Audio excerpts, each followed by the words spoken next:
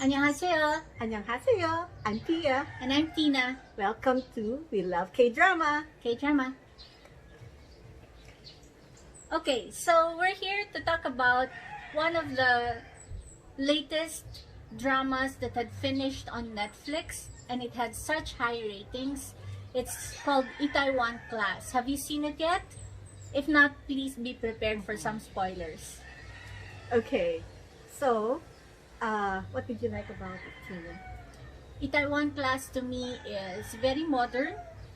It's different from all the other dramas because it deals with, well, young kids actually who are not the norm.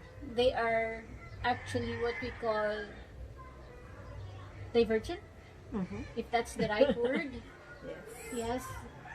it's a good one. Yeah, It's they're a not good term. common characters that you will find in Korean telenovelas. You have a hero who's an ex-convict. You have a heroine who's a sociopath genius.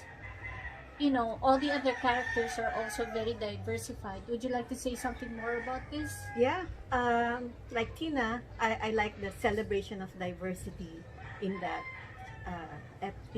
in that show, and they all come together, right? So you have the ex-convict, as Tina has mentioned, a sociopathic genius.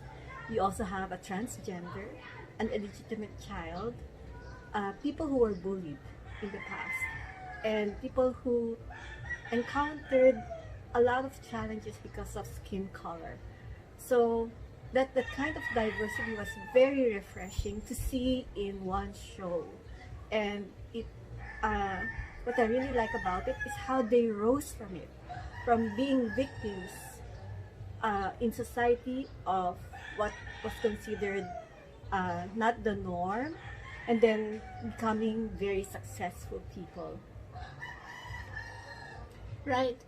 I thought it had some very funny moments. It also had some very touching parts. I think the only time I cried over there was when Sorry lost his dad. And that was one of the more heart-wrenching scenes that I had seen that Park Seo-joon had played.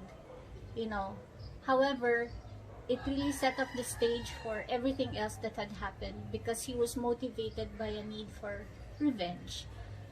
Although vengeance in this part is more like good over evil, like because the antagonist, Mr. Jang, who owned Janga Company, was really evil. Well, I thought he was really evil. I thought he was more petty in all his actions because he was hitting on a child. In terms of age difference, he was competing against a man who was so much younger than himself without any experience.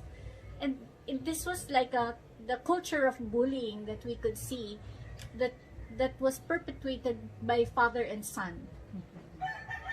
Yes, and I think more than the revenge, I think it's the conviction of principles that Sori had that really saw him through all of the challenges that he had to face, especially in facing Jang, the CEO.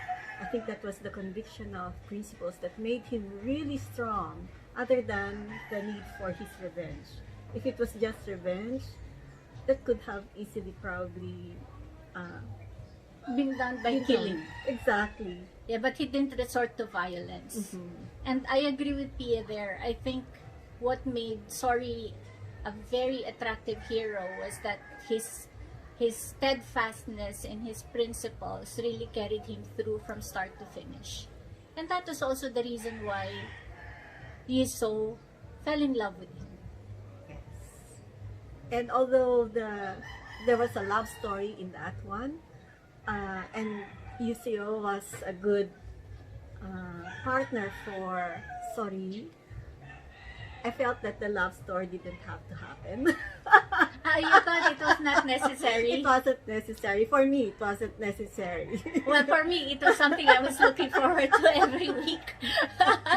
But she said Kim Dami really played such a great character as a badass, very strong-willed person. Woman, yes. Yeah, she really showed what, True what grit. yeah, grit, despite the limitations of age, despite the limitations of not having a formal education like a university degree. She was only a high school graduate, and yet she was able to help Sorry raise up the company Itaewon class to its greatness in the end. Yeah. And I like the symbolism of the name they adopted for their company, Itaewon Plus.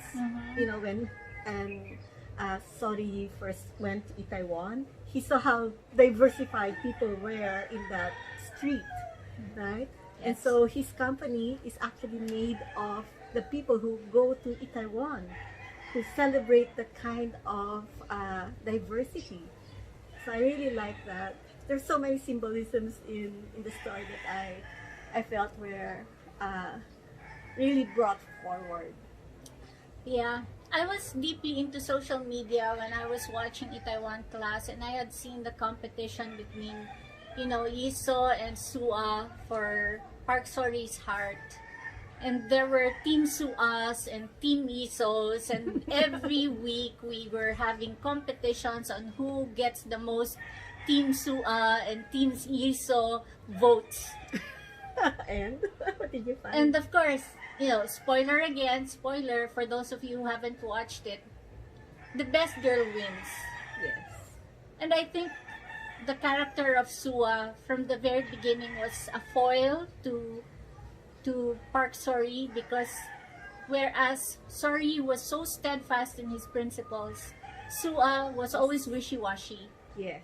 She could not seem to make a decision as to what she had to do. So her decisions of sitting on the fence really cost her everything in the end.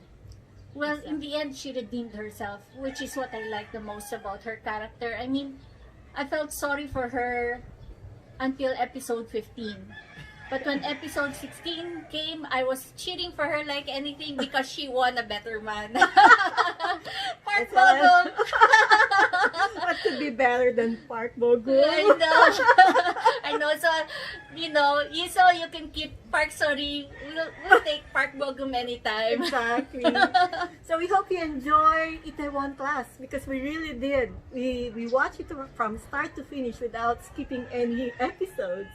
Yeah. So, if you've seen it, please feel free to write down your comments over here. And if you haven't, we watch it.